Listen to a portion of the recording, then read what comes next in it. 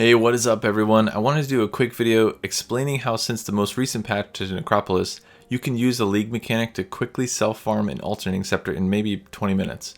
This works in solo self-found, you don't have to spend days in heist, and most importantly, it costs almost nothing to do in trade.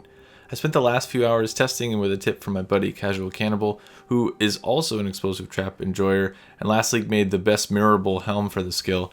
We set about testing unique contract all-flame drop rates, and it turns out that the all-flame which gives you the experimented base's corpses is really common. I saw it about every fourth unique contract, and these contracts take something like 60 or 90 seconds to run.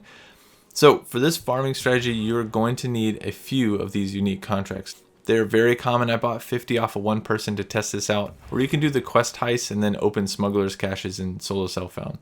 Run 4 or 5 of these contracts until you drop an all flame of scientists. I ran about 30 and the drop rate seemed to be about 1 in 4 or so.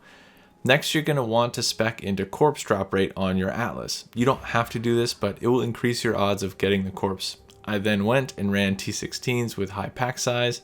You can do 8 mod maps off of trade for 6 rated chaos. Anything with high pack size is going to improve your odds of getting the corpse. There's some other things too. You could do some scarabs that will improve your pack size, or grab some other pack size affecting things on your tree. But for the purposes of this, I didn't really do much other than throw one small 1C scarab in there. When you apply the all flame to your map, look for modifiers that boost corp drop chance. Now this is new in the most recent quality of life patch for Necropolis, and will also help your odds of getting the corpse you want. I found that with this setup, I was getting it about 50% of the time when running a map. In one map, I got 2 corpses. In another map, I got none. The corpses on trade are going for like 3 divines, which is wild for how easy they are to acquire. So apologies in advance to that one guy who's got like 10 on trade.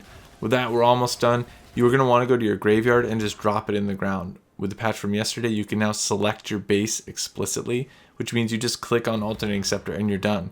Now I'd like to caution you against using the graveyard to split it, because you can use the graveyard to manipulate the eye level of your scepter. And if you've watched my crafting video for how to get a +2 gems alternating, you'll know that eye level 82 and below is optimal for fossiling for +1 all gems, which is the cheapest way to start the craft. You can alt spam for it too if you want to split it in the graveyard, but it's just a bit more expensive and painful that way. I'll leave my crafting video from 321 in the description below. Everything is pretty much the same, except you'll just use a veiled orb instead of a veiled chaos orb, and look for useful suffixes like double damage or crit multi. One other neat trick I want to share with you is the Black Morgan. He's a new beast this league, and he brings some fancy new crafts to the bestiary. When you're splitting your alternating scepter, you can use him to create 3 splits instead of just 2. I'm expecting the market to crash a bit after this video, so double check that it's still worth doing, but I found it very worthwhile for crafting your alternating +2 gems, because you're guaranteed only 2 mods on the scepter, which means it's much less likely that you'll need to do any annulling with filled prefixes. Alright, that's all I have for now. I'll see you in the next video. Cheers!